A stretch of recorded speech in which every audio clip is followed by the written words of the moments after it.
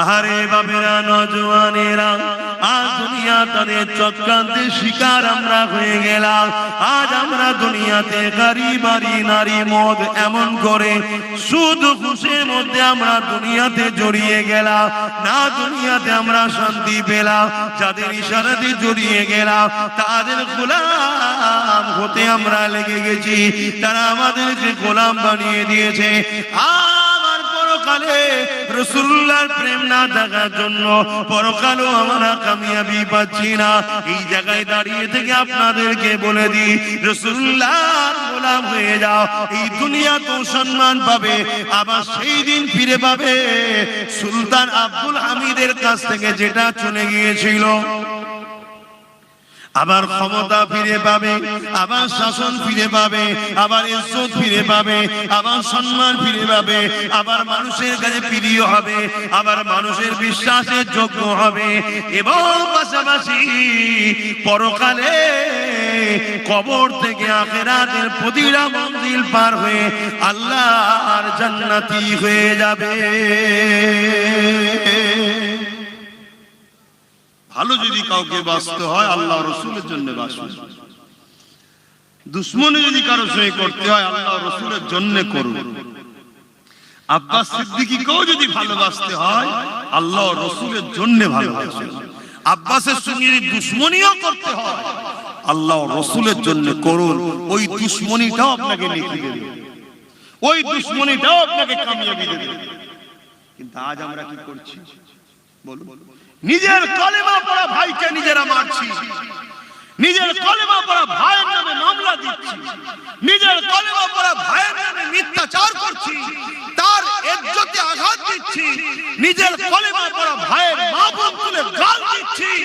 দুনিয়ার বেঈমান কাফের মুশরিক ইসলাম বিদ্বেষী জালিম হুকুমতদের খুশি করার জন্য এ কম করছে না, করে না। এজন্য আজ আল্লাহ তাদের হাতেই আমাদেরকে মিটাবে। সূরা বাকারাতে আল্লাহ বলছে যাদেরকে আমরা আল্লাহ রাসূলের থেকে বেশি প্রাধান্য দিই, যদি আল্লাহ রাসূলের থেকে এদেরকে বেশি প্রাধান্য না দিতাম, আল্লাহ রাসূল বলছে তোমরা যদি কোনো মুসলমানকে ঘৃণা করো জান্নাত যাওয়া তো দূরের কথা, জান্নাতের খুশবু পর্যন্ত পাবে না। তাহলে তুমি যদি আল্লাহ রাসূলকে প্রাধান্য দিতে তাহলে এই কথাটা মেনে কোন মুসলমানের উপরে মিথ্যাচার করতে পারতে? কথা বলো, মিথ্যাচার করতে পারতে? আপনারা নিশ্চয়ই দেখছেন আজকে কি হচ্ছে। এই রিসেন্ট নবী বংশের আওলাদ আমার ভাই কলিকাতায় রাজপথে নেবে ওয়াকফ অফিসে ডেপুটেশন দিয়ে রাজ্য সরকারের দ্বিচারিতার বিরুদ্ধে কথা বলেছে, আন্দোলন করছে। কোন এক নামধারী মুনাফিক মুশরিক এই আরেক জাহান্নামের কুকুর বেরিয়েছে, সে বলছে আমার ভাইয়ের সম্বন্ধে নওশাদ নাকি বিজেপির এজেন্ট। বলছে না বলে তুই মুনাফিক মুসলমান, তুই তো এমনি মুশরিক, কারণ তোর কাজ কামের মধ্যে শিরক আছে না? তারপরে তুই তো বলেছিলি ইসলাম ধর্মে আতঙ্কবাদ নাকি অশান্তি, বলেছিল না? বলেছিল। তো ইসলাম ধর্মে যে বলে আতঙ্কবাদ অশান্তি, সে ইসলাম থাকতে পারে?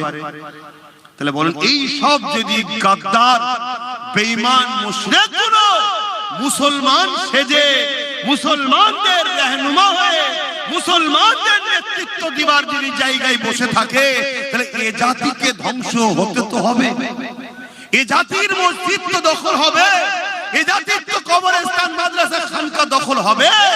আমাদেরকে ভাবা দরকার ছিল যে আমাদের ভাগটা কই।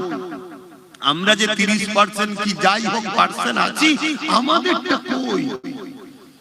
আমাদের কই? আমরা যদি আওয়াজ তুলতাম তাহলে কিন্তু আজকে এই জিনিস হতো না। আর যদিও বা আওয়াজ তুলতে যাবেন তার আগে যেগুলোকে বসিয়ে রেখেছে সব এই কোয়ালিটি। দেখুন এই কোয়ালিটি নেই, কোয়ালিটি নেই।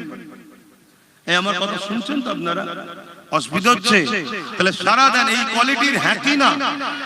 এদের মধ্যে শিরকের কাজ আছে না? নাই। এরা ইসলামের বিরুদ্ধে না বিরুদ্ধে না?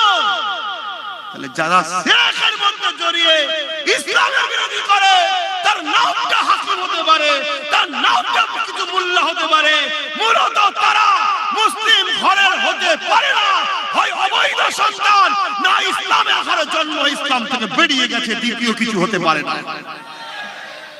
তাহলে এদের বিরুদ্ধে আমাদেরকে সজাগ হওয়া দরকার আছে না? আল্লাহ নবী বলেছেন, আমার বড় ভয় হয় আমার উম্মতের ক্ষতি প্রকাশ্য দুশমনেরা করতে পারবে না, আমার উম্মতের ক্ষতি মুসলিম সূরাতে মুনাফিকরা করবে। এরা মুসলিম সূরাতে, কিন্তু এরা মুনাফিক, এরা মুনাফিক, এরা সবথেকে নিকৃষ্ট জাহান্নামে যাবে। আমি বলিনি, কোরআন বলছে, শুনছেন? আর একজন নবী বংশের আওলাদ, সে কেস করছে মসজিদকে বাঁচাবার জন্য, সে লড়াই করছে মসজিদকে বাঁচাবার জন্য। তুই যদি সত্যি হালালি হোস বা মুমিন মুসলমান হোস, তাহলে তোর তো সেই দিন বলা দরকার ছিল যে আমরা লড়াই করব, আমরা সবকিছু করব। আর আপনি আমাদেরকে বলেছেন দিল্লি গিয়ে আন্দোলন করতে। এ বেঈমান, এ হারামখোরের বলার ক্ষমতা ছিল? এ হারামখোর তো বলেছিল দিল্লি যেতে, এ বলেছে না বলে না? আওয়াজ দিয়ে বলেন, বলেছে না বলে না? যারা আমাদেরকে দিল্লি দেখায়, আগামীতে তাদেরকে আমরা দিল্লি নয়, একেবারে জনমের মতো সমাজ থেকে বিতাড়িত করব। এই কথাই তারা একমত, একটু হাত তুলে সাক্ষী দেন। আল্লাহর ঘরের জন্য হাত তোলেন, মসজিদ মাদ্রাসার জন্য। এই হাত সত্য তো নাকি? দিল্লি যারা দেখিয়েছে তাদেরকে আমরা শুধু দিল্লি নয়, আমাদের সমাজ থেকে জনমের মতো বিতাড়িত করব ইনশাআল্লাহ, ইনশাআল্লাহ।